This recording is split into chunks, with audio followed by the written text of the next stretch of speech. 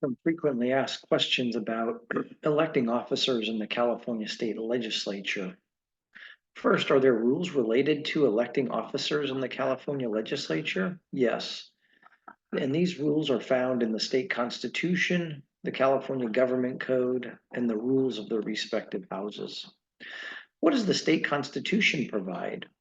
In Article 4, dealing with the legislative branch, Section 7A says, each house shall choose its officers.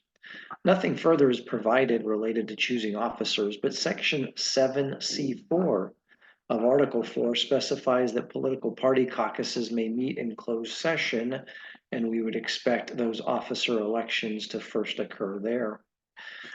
What does the government code provide? First, the California Government Code provides for the election of officers and a majority vote being required for those elected to these positions.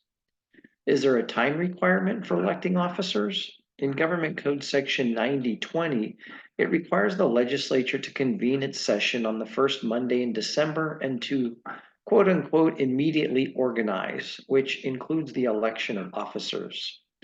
The Senate is described in Section 9022 and the Assembly in Section 9023, respectively, of the Government Code. Who are the officers of the Senate? Government Code Section 9170 provides that the officers and employees of the Senate are the president, that is the lieutenant governor, a president pro tempore, a secretary, a sergeant at arms, a minute clerk, and a chaplain, and then other officers and employees who are deemed necessary by the Senate and provided for by resolution of the Senate. How are the Senate officers elected? The officers and employees are elected by a majority vote of the duly elected and qualified members of the state Senate.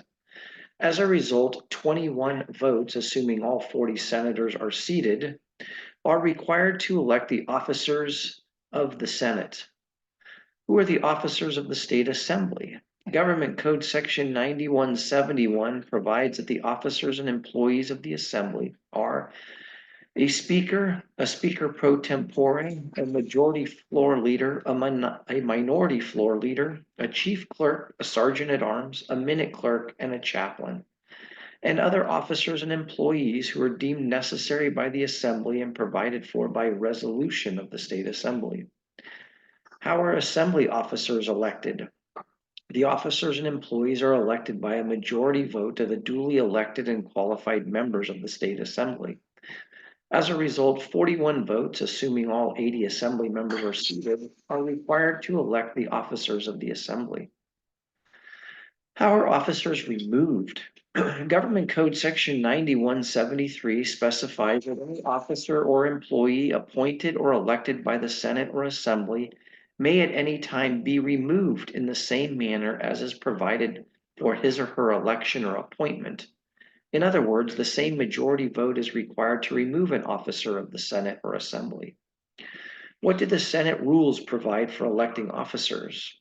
Senate Rule 10.5 is titled Elected and Appointed Officers, and it basically repeats the constitutional and statutory provisions by providing that on the first day of each session, the President pro tempore, members of the Committee on Rules, Secretary of the Senate, and Sergeant at Arms shall be elected by a majority vote of the duly elected and qualified members of the Senate and shall serve until their successors are elected and qualify.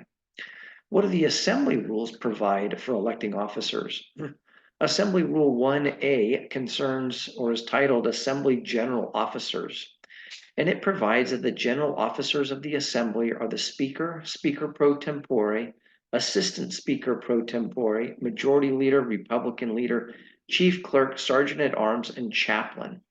It goes on to say that the officers Speaker, Chief Clerk, Sergeant at Arms, and Chaplain are elected by a majority vote of the duly elected and qualified members. So those are the four positions that are elected by a majority vote of the members of the state assembly.